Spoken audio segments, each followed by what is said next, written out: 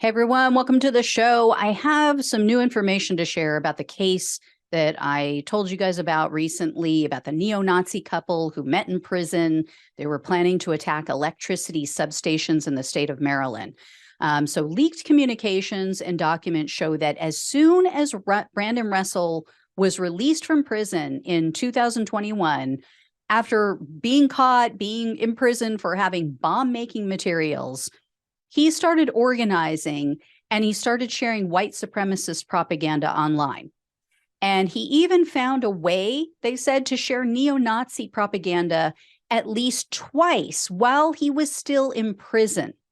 Now, Russell, as you guys probably recall from the last story, he is a member of the violent Atomwaffen neo-Nazi organization, and newly leaked encrypted chats from the Telegram site reveal that he was networking with other extremists, and he shared what was described as, quote, lavishly designed PDF publications that promoted the same ideology that fueled AWD. Now, AWD stands for Atomwaffen Division.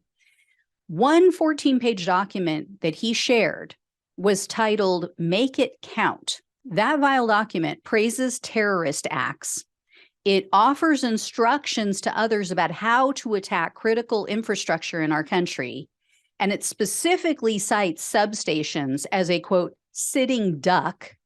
And it states that the mass shooting at that grocery store in Buffalo, New York is, quote, treating the symptoms of cancer, not the cause. Then the document encourages readers to, quote, select targets that do the most damage to the system and spark revolution and chaos. And the preface on this document states, quote, collapse of the current system is the only means of saving our white race. And then it goes on with this kind of BS, this white fright lunacy, like what you see on Tucker Carlson's show about the Great Replacement Theory. So Russell shared this from a Telegram channel called Right Wing Book Club. Apparently, this Right Wing Book Club is a channel where users disseminate documents glorifying mass murderers and white supremacist terrorists. So the Southern Poverty Law Center obtained these Telegram chat logs, and they've identified Russell using 3 different pseudonyms on the site. And in addition to that Make It Count document, Russell also shared other white fright, hate-filled PDFs and other material regarding railway attacks, railway maps, and open infrastructure maps. Now, to be clear, no one knows who authored these white supremacist PDFs, and there's nothing to suggest that Russell himself wrote them. He just appears to be sharing them. And in July of 2022, Russell also shared a propaganda video. This contained explosions, fires, there were riots. And then in the video, there's a caption that says, quote, the West is at its limits. Why don't you give it a little push? Your time is now. Terror spreads like butter. And Russell captioned this post, quote, there is no more free speech / now is the time for IRL action, meaning in real life. And this is all in caps. That same month, Russell forwarded a post from a Telegram channel called Terror. And that post contained an image of an electrical substation that was on fire. And it was captioned, quote, no matter how bad it gets, as long as the modern man has his TV and his paycheck, things will never change. Dynamite emoji. Therefore, the only solution is to take these things from him. Your local power substation, your local railway, your local Amazon center, your local grocery store.